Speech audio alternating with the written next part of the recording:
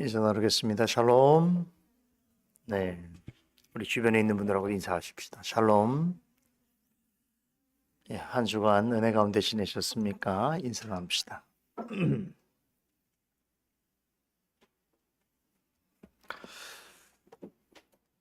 오늘 이 아침에 함께 나눌 말씀은 잠언 14장 17절로 22절 말씀까지입니다. 잠언 14장 17절에서 22절 말씀까지 한 목소리로 읽도록 하겠습니다. 노하기를 속히 하는 자는 어리석은 일을 행하고 악한 계교를 꾀하는 자는 미움을 받느니라.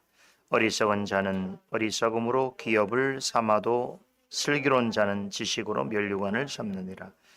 악인은 선인 앞에 엎드리고 불의한 자는 의인의 문에 엎드리니라. 가난한 자는 그 이웃에게도 미움을 받게 되나 부유한 자는 친구가 많으니라. 그 이웃을 업신 여기는 자는 죄를 범하는 자요 빈곤한 자를 불쌍히 여기는 자는 복이 있는 자니라. 악을 도모하는 자는 그릇 가는 것이 아니냐. 선을 도모하는 자에게는 인자와 진리가 있으리라. 아멘.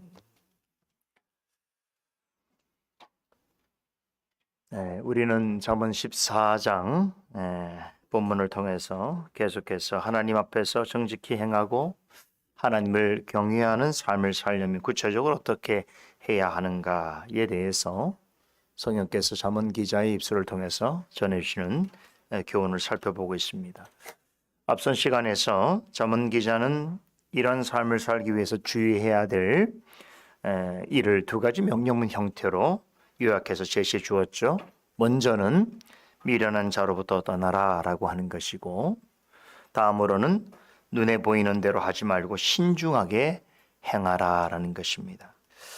지난주에서 시간에는 특별히 신중하게 행하라 라고 하는 말씀과 관련해서 예수님께서 산상수훈에서 예를 들어 설명하셨던 좁은 문과 넓은 문의 비유를 생각해 보면서 사람들이 스스로 보기에는 바르고 옳다라고 여기는 일이 있을지라도 필경은 멸망으로 이끌어가는 것이니 하나님을 믿고 따른다고 할 때에 지혜의 말씀을 따라서 신중하게 생각하고 분별할 수 있어야 한다라고 하는 교훈을 함께 나누었습니다.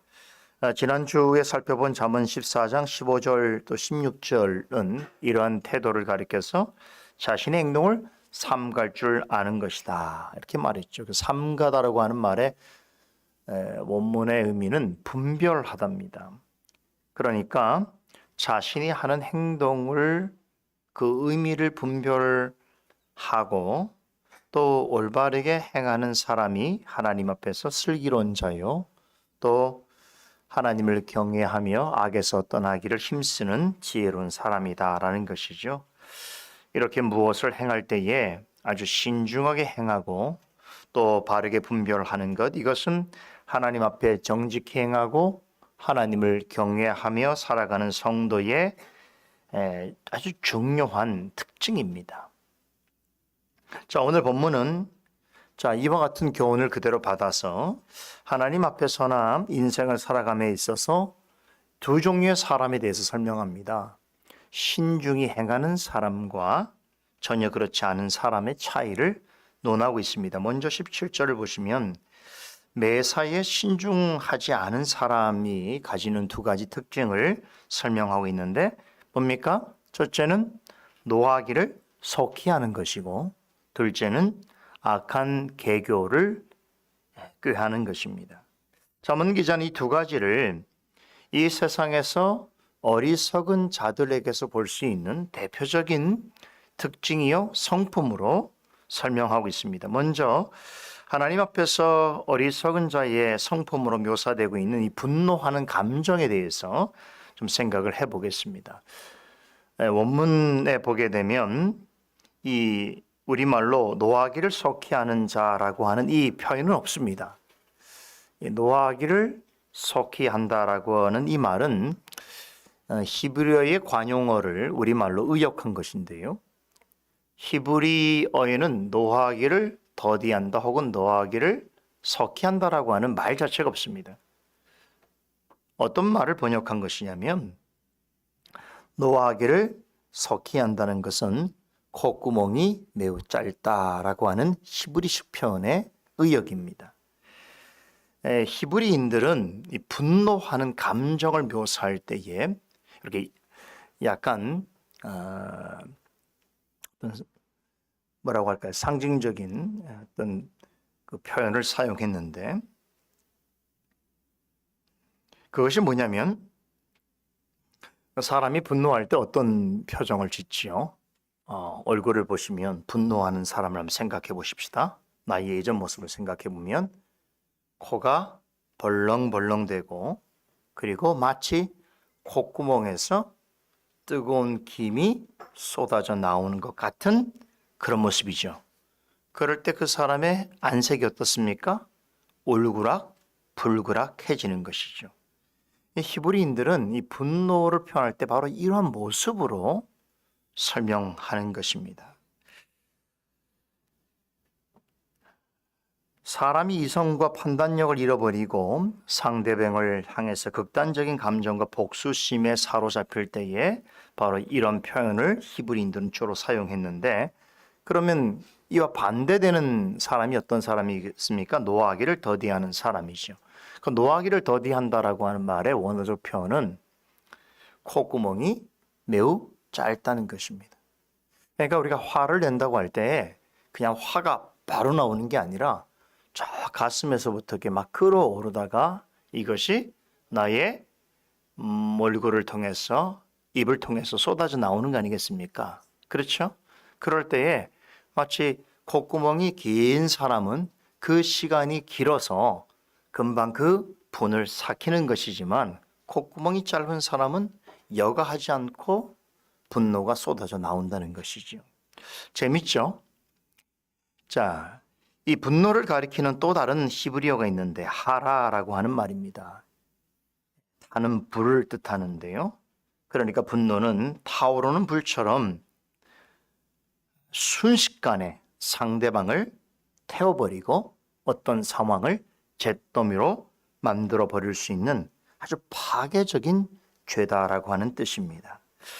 이런 의미에서 성경에서 하라라고 하는 이 분노를 표현하는 단어가 사용되어지기도 하는데 여러분 한번 생각해 보십시오.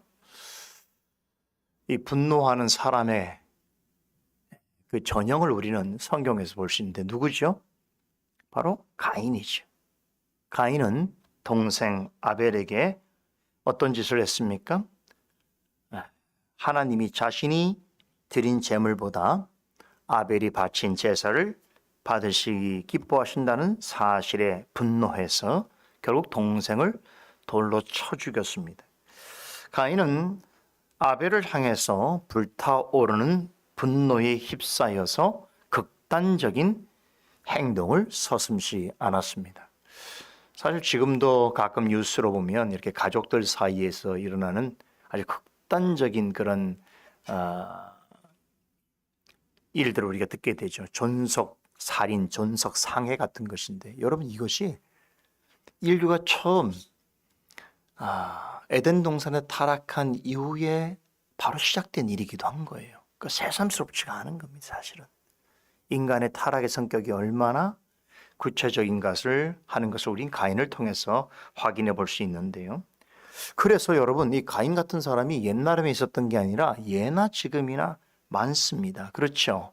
작은 일에도 크게 분노하고 또 한 번 분노가 일어나면 이성을 잃어버린 듯한 그런 행동을 하는 사람들이 우리 주변에 꽤 많습니다. 요즘은 이제 뭐 고급스러운 용어로 분노, 장애, 조절 이렇게 말하는데 다 이런 사람들이에요, 사실은. 이런 사람들이 못 배운 사람들이 아닙니다. 배우기도 하고 많이 가진 사람이기도 하고 그럼에도 불구하고 가인 같은 성품을 가지고 사는 사람들이 많습니다. 사람을 때리거나 상해하지 않았을 뿐이지 마음으로는 매일같이 사람을 죽이려고 하는 자들도 있는 것이지요. 그래서 여러분 사람 사이에 발생하는 어떤 갈등, 다툼, 그리고 나아가서 민족과 국가 사이에 발생하는 여러 종류의 충돌과 전쟁 같은 것은 다 어디서부터 시작됩니까? 사람의 분노로부터 시작됩니다. 한두 사람, 또 그게 뭐냐면 여러 사람, 나아가서는 여러 많은 사람, 민족적인 분노가 전쟁을 일으키게 되는 거예요. 충돌을 하게 되는 것이. 그렇기 때문에 성경은 이 분노를 아주 치명적인 죄악으로 취급합니다. 야고보서 1장 20절에서는 사람이 성내는 것은, 그 분노는 하나님의 의를 이룰 수 없다라고 단언하지요. 이런 이유 때문에 사도 바울은 이런 교훈을 줍니다. 사람이 분을 내어도 죄는 짓지 말되. 이게 굉장히 어려운 일이에요.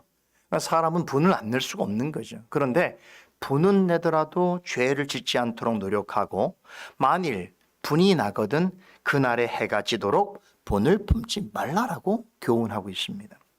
여러분, 우리가 화나는 일이 왜 없겠습니까? 나쁜 일에도 화가 나지만 의로운 분노도 있거든요. 그런 여하튼 간에 우리가 화가 나는 일이 있을 때에 사도 바울은 어떻게 우리에게 지혜 교훈을 해줍니까? 그날 밤 잠자리에 들기 전에는 그것을 떨쳐내도록 애를 써야 한다는 거예요. 왜 그런 줄 아세요? 분노는 하나님의 뜻을 거슬 뿐만 아니라 하나님의 의를 나타낼 수 없기 때문에 그렇습니다. 잠언 기자는 쉽게 성질을 부리고 나아가서 분노를 참지 못하는 사람을 하나님 앞에서 미련한 자다라고 정의 내립니다. 앞에서 살펴보았던 우리 잠언 12장 16절에도 비슷한 말씀이 나왔죠. 미련한 자는 당장 분노를 나타낸다라고 전했습니다. 이렇게 쉽게 성질을 부리고 분노를 잘 참지 못하는 것은 그 사람이 신중하지 못하고 분별력이 없다라고 하는 내적인 증거입니다.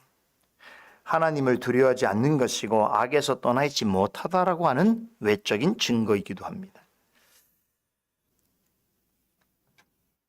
여러분, 그런데요, 자기 성질을 참지 못해서 무턱대고 화를 내고 역없이 분노를 표출하는 때는요, 평소에 하나님을 잘 믿는 사람이라도 하나님의 의를 가리게 되었다는 사실을 기억하시기 바랍니다. 그 대표적인 예가 누굽니까?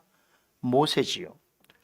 그는 하나님께 언제나 반역과 배도를 일삼는 이스라엘 백성들을 이끌고 가나안 땅으로 이끌어간 정말로 위대한 믿음의 사람이었지요. 성경에 보면 모세는 누구보다도 온유함이 승했다 이렇게 표현합니다. 정말로 여러분, 40년 광야 세월을 60만 명이 넘는, 전체 수로 말하면 200만, 300만이야 되는 그 엄청난 많은 사람들을 이끌고 40년 동안 계속 그들이 반역하고 불평하고 원망하고 배도하는데도 불구하고 40년을 참고 왔다는 건 이건 보통 사람이 할 수 있는 일이 아니죠.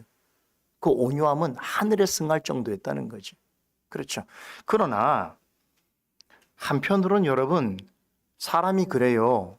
가랑비에 옷 젖는다고, 잽으로 맞으면 사람이 쓰러진다고 너무 오랜 시간 동안 계속 이런 일을 당하면 어느 순간에는 그 인격을 넘어서는 경우가 있어요. 자기 스스로가 조절을 못하는 상황이 발생하게 되기도 하지요. 언제 그런 일이 벌어졌습니까? 가데스 바네까지 와서 이제 조금 있으면은 약속의 땅으로 들어갈 판인데 거기서 이스라엘 백성들이 어떻게 했습니까? 예, 또 물을 하나님께서 주지 아니하신다고 불평을 하면서 애굽 땅으로 돌아가자라고 했을 때에 여러분, 그동안 한 39년 동안 모세의 마음속에 억눌려 있던 분노가 한순간에 터져버렸어요. 주체할 수가 없는 거예요. 그래서 그렇게 물을 원하는 요구하면서 원망하는 이스라엘 백성들을 향해서 분노심을 가지고 있던 지팡이를 반석을 2번, 3개 내리쳐 버렸어요. 하나님 뜻대로 한 게 아니라 자기의 분노로 그렇게 했단 말이에요.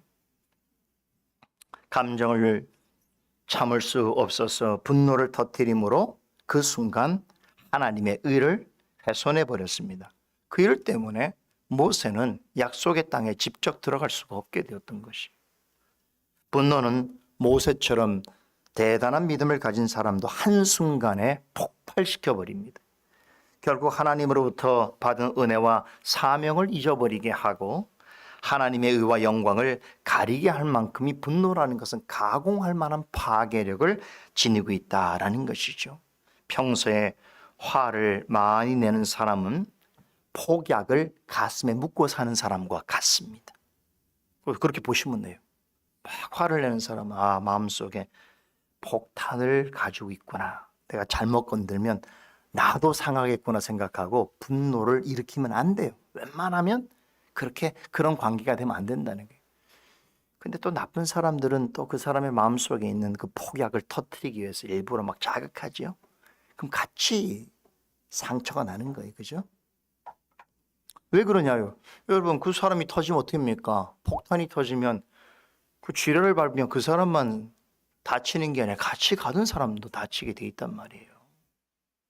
그런 이유로 본문은 성을 잘 내는 사람을 어리석은 일을 하게 되었다라고 말합니다. 점원 기자는 이런 사람은 악한 계교를 꾀하는 사람과 같다라고 하지요. 어떤 면에서 그러한가 하면 마음에 늘 악한 생각을 품고 있고 악한 일을 도모하는 사람 역시 여러분 자신만의 다른 사람을 위험에 빠뜨리게 한다는 면에 있어서 늘 분노라고 하는 폭탄과 폭약을 가슴에 품고 사는 사람과 같다는 것이. 그렇기 때문에 이런 사람들은요, 이렇게 늘 화를 내고 주체 못하는 이성을 상실해 버리는 막 이런 사람들은요, 옆에 사람들이 가려고 합니까? 안 가려고 합니까? 안 가려고 해요. 처음에는 몰랐을 때는 그 사람 관계를 맺지만 뭐 한두 번 넘어서 한 3번, 4번, 우리나라 사람들은 한 3, 4번까지 봐주잖아요. 저도 한 3번까지는 봐줍니다. 그냥 참습니다. 근데 3번 이상 넘어가면 이제 그런 관계를 안 하지요. 그렇죠. 왜냐하면 내가 다칠 수 있기 때문에. 그렇죠. 그러니까 이런 사람은 그래서 이게 사람들로부터 미움을 받을 수밖에 없는 것이고 나아가서 하나님으로부터 미움을 받는 것이에요. 그 자기 몫이에요. 자기 책임이고. 그렇잖아요. 아니 생활 속에서 아주 사람들에게 늘 피해를 주고 다른 사람들을 굉장히 괴롭히고 힘들게 하면서 자신이 좀 어려움이 되는 것을 마치 다른 사람의 책임처럼 돌리는 것이야말로 아주 어리석은 것이죠. 그렇죠. 당연한 거예요. 누가 그런 사람과 함께 가겠습니까? 예수님께서는 산상수훈에서 형제에게 분노하는 자마다 심판을 받게 될 것이라고 하셨습니다. 그러니까 여러분이 분노라고 하는 게 결국 하나님의 의를 가릴 뿐만 아니라 영광을 가리는 일이 되기 때문에 이유 여하를 떠나서 참으로 아주 심각한 죄악이다라는 것을 성경 가르칩니다. 이어지는 18절 말씀은 하나님 앞에서 신중함이 없이 어리석은 말을 행하는 사람의 또 다른 특징을 언급하고 있는데 그것은 자신의 어리석음을 기업으로 삼는다는 것입니다. 기업을 삼는다는 것은 영원한 소유로 상속받는다는 것이죠. 그런데 어리석은 사람은 뭐를 상속받는 거예요? 자신의 어리석음을 상속해 주는 거예요. 자신도 어리석음을 보물처럼 간직하고 마치 기업인 것처럼 간직하고 그것을 또 자신의 자녀들에게 그것을 기업처럼 물려주는 거예요. 그렇기 때문에 어리석은 사람은 그 어리석음으로 인해서 자신과 함께하는 사람들과 더불어 멸망의 길로 스스로 가는 것이죠. 그런 반면에 슬기로운 사람은 지식으로 면류관을 삼습니다. 이 지식은 세상의 지식을 가리키는 것이 아니겠지요. 하나님을 아는 지식이요 영생을 얻는 지식입니다. 여기서 면류관을 삼는다는 것은 그것으로 인해서 기뻐하고 자랑스러워한다는 뜻이겠지요. 어리석은 사람은 하나님 보시기에 미련한 일을 자신의 어리석음을 어떻게 여긴다고요? 마치 기업처럼 보물처럼 그렇게 껴안고 좋아한다는 것입니다. 여러분 생각해 보세요. 만일에 어떤 사람이 다른 사람이 볼 때 다 더럽고 썩는 그런 쓰레기 같은 건데 그 쓰레기를 한 보따리 상속받은 것처럼 생각해서 자기 집에 아주 좋은 데 모셔다 놓고 늘 그걸 품고 있으면 사람들이 뭐라고 그 사람을 이야기하겠습니까? 요즘에 그런 소식이 가끔 있더라고요. 막 집을 쓰레기 더미처럼 만드는 사람들이 있더라고요. 그것도 일종의 정신병 중에 하나로 저는 생각합니다. 그렇죠? 원래 사람은 그렇게 하면 안 되거든요. 동물도 그렇게 하지 않아요. 우리 집에 있는 강아지도 자기 밥그릇이나 자기의 어떤 변을 보고하는 것이 명확합니다. 그 더러운 것에 강아지도 하지 않아요. 근데 사람이 막 그렇게 하는 건 이건 심각한 문제가 정신적인 멘탈의 프로블럼이 큰 사람인 거예요. 아주 심각한 건데요. 근데 생각해 보세요. 어떤 사람이 집에서 그 쓰레기를 막 껴안고 이게 부모님이 나에게 주신 유산이고 내가 자녀들에게 줄 기업이라고 하면 여러분 보는 사람이 뭐라 그러겠어요? 이것은 바보 같은 일이고 미친 짓이 아니겠습니까?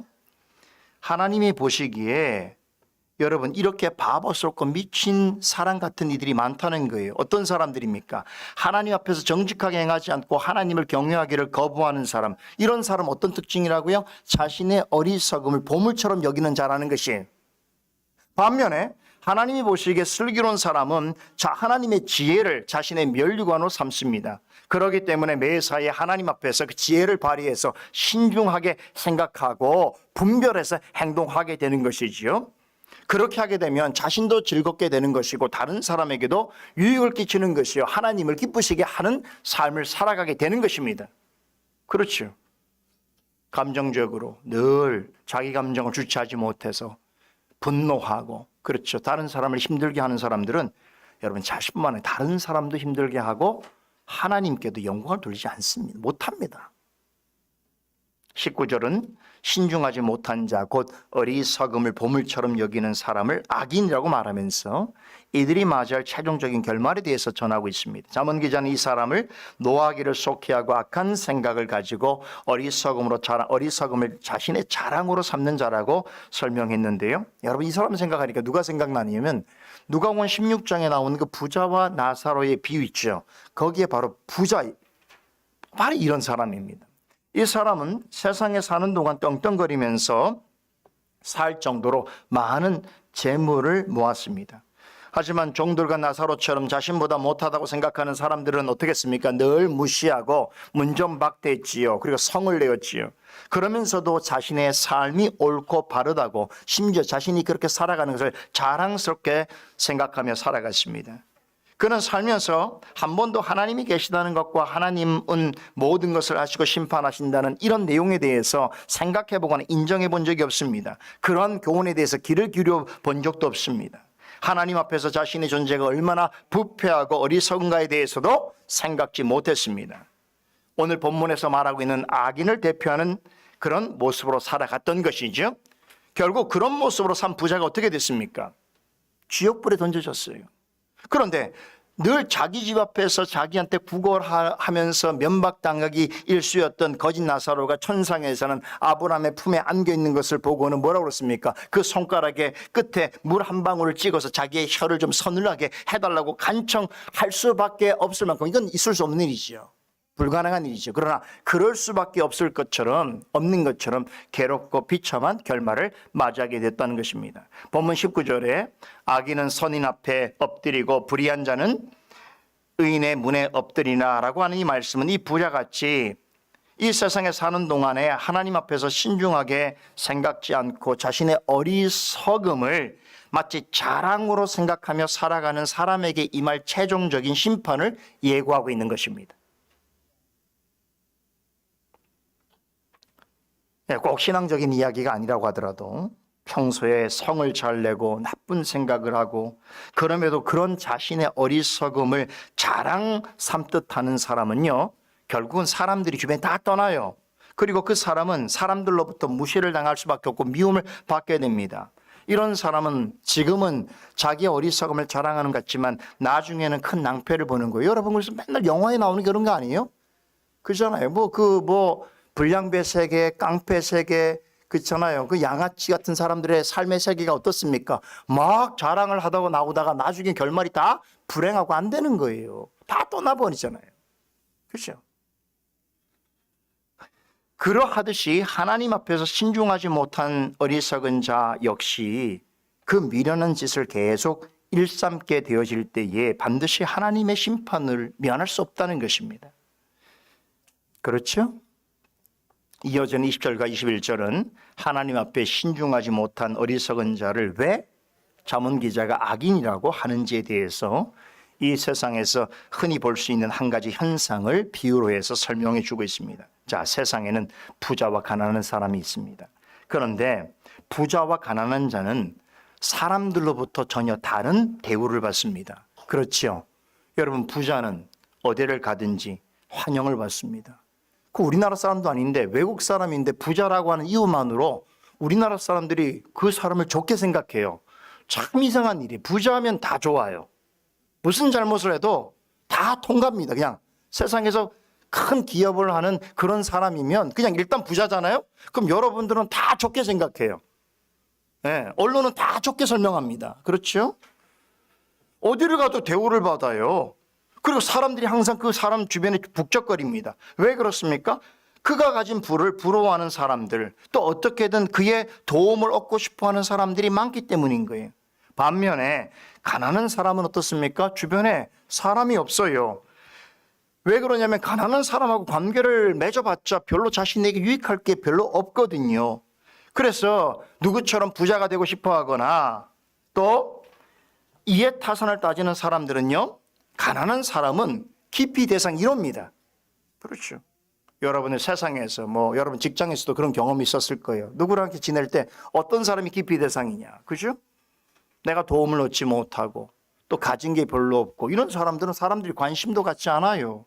그렇죠. 예? 그 대표의 자녀라든가 어디에서 낙하산이 왔다든가 힘과 권력이 좀 있는 사람이면 사람들이 막 다 흘러가는 거예요. 그죠? 이게 세상의 생리예요. 자, 근데 생각해 보세요. 근데 부자 곁에는 사람이 필요합니까? 없습니까? 필요하지 않습니까? 사실은 부자 곁에는 사람이 없어도 됩니다. 오히려 가난한 사람 주변에 사람들이 더 많아야 하는 것이에요. 왜 그렇습니까? 부자는 도움 주는 사람이 없어도 괜찮은 사람이에요. 그런데 가난한 자에게는 많은 도움이 필요하기 때문에 그런 것이에요. 하지만 20절에서 말하고 있는 일은 어떻습니까? 지금 말씀드린 것처럼 세상에서 타락한 세상에서 늘 볼 수 있는 현상이죠. 그렇다면 하나님은 이 현상을 어떻게 보실까요? 21절에서 답합니다. 이웃을 업신여기는 자는 죄를 범하는 자라는 것이죠.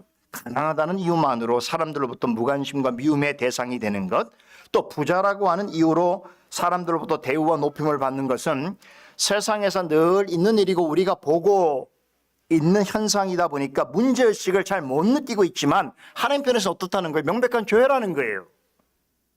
우리는 늘 당연하고 생각하는 것이 하나님 편에서는 아주 명확한 죄입니다.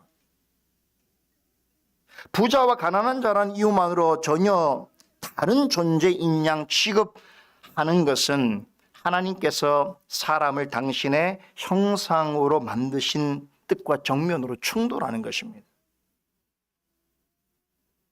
재물이 많고 적음으로 사람을 차별하는 일은 언제부터 생겼습니까? 죄 때문에 생긴 것이지요. 하나님이 어떤 사람에게 많은 부와 권력을 주신 것은 어떤 목적이냐면 가난하고 연약한 자들에 대하여 그들을 이해하고 돕고 돌보고 그들과 나누고 함께 살기를 바라셨기 때문입니다. 그래서 아담에게 하와에게 가장 큰 권력을 주신 거예요. 지혜를 주신 거예요. 왜냐하면 그걸 가지고 나누라는 거예요. 도우라는 거예요. 심지어는 자연세계까지 다른 동물, 식물들도 도우라는 거예요. 이게 인간이 해야 될 일이라는 거예요. 그래서 21절은 하나님께서 어떤 자를 복 있다 하십니까? 빈곤한 자를 불쌍히 여기는 자를 복 있다라고 하십니다. 가진 자가 없는 자에게 나눠주고 힘 있는 자가 연약한 자를 도와주고 강한 자가 약한 자를 돌봐주는 것, 이것이 하나님께서 사람을 하나님 형상대로 지으신 뜻이라는 거예요. 하나님이 기뻐하신 일이라는 거예요. 하나님 뜻대로 그런 일을 하는 사람은 하나님 앞에서 복된 자이고 반드시 복을 받습니다. 하지만 우리가 살아가는 세상 어떻습니까? 정반대의 세상이 되어 있어요. 있는 자는 없는 자의 것을 어떻게 하면 빼앗으려고 하고, 힘 있는 자는 연약한 자를 괄시하고 짓밟고, 또 강한 자는 약한 자를 억누르려고 합니다. 그래서 그런 걸로 자신의 존재감을 드러내려고 애씁니다. 참. 그런데 세상은 이런 일을 죄라고 생각하지 않아요. 여러분, 참 이상한 세상을 살고 있어요. 저는 그런 생각 들어요. 뉴스를 보고 이렇게 소식을 접할 때마다 참 이상한 세상이다. 비정상적인 일을 하는 사람들이 오히려 사람들에게 주목을 받고 더 칭찬을 받고 더 그 사람들에게 몰려가고, 또 많은 사람들은 그런 것을 세상의 이치다 혹은 세상의 질서라고 매우 당연시 여깁니다. 그래서 사람에게 똑같이 적용하지 않아요. 법도 똑같이 적용하지 않고, 그렇죠? 판단도 똑같이 하지 않고, 세상에서 가장 공의로워야 될 재판장에서도 사람은 차별을 받아요. 있는 자와 없는 자는 명확한 차별이 있습니다. 법을 구형할 때도 똑같이 차별을 받아요. 이거를 문제 삼는 사람이 별로 없어요. 우리 세상에는. 그냥 당연한 것처럼 생각해요. 그 하나님 앞에 죄라고 생각하지 않는다는 거예요.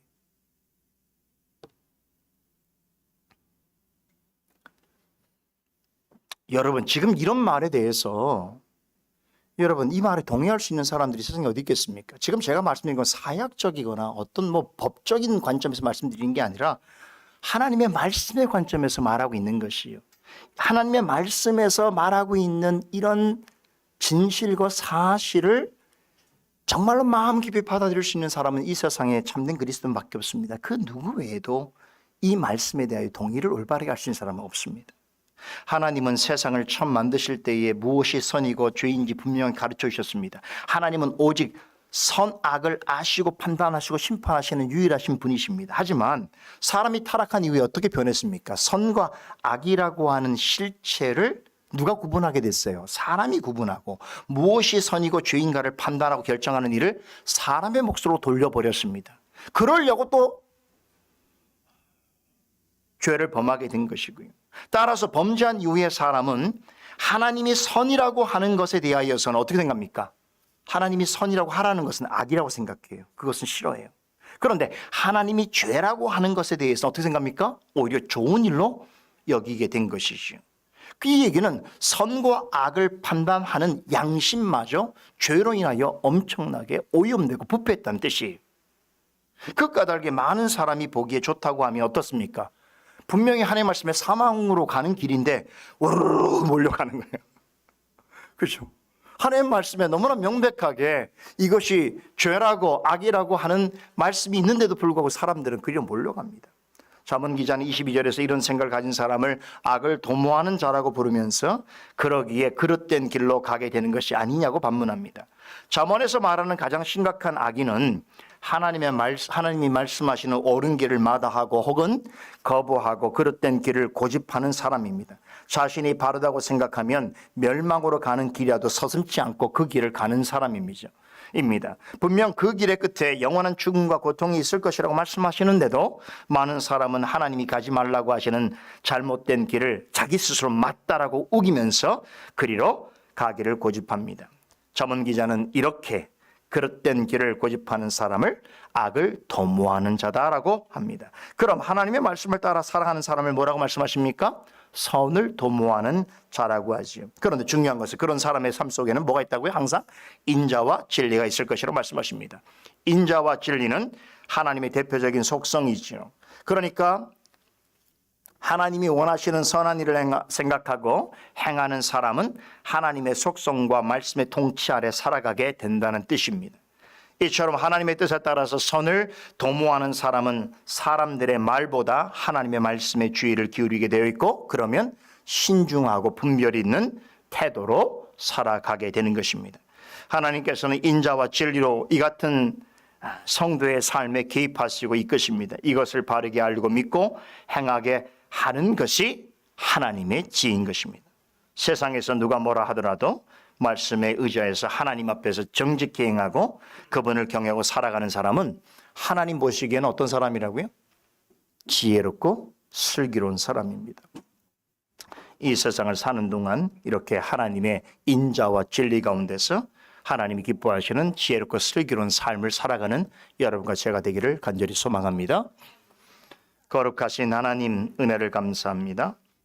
오늘 이 복된 주일에도 저희로 하여금 또 잠언 말씀을 통해서 우리가 하나님 앞에 어떤 모습으로 살아가야 할지에 구체적인 또한 교훈을 주셔서 감사합니다. 오늘도 이 말씀 마음에 잘 담고 또 우리의 마땅히 행할 본분을 하나님 앞에서 행하며 또 그 가운데 인자와 또 진리로서 함께 하시는 하나님의 은혜를 맛보아 누리는 주일과 또 우리들의 모임 되게 하여 주시옵소서. 예수 그리스도 이름으로 기도드리옵나이다. 아멘.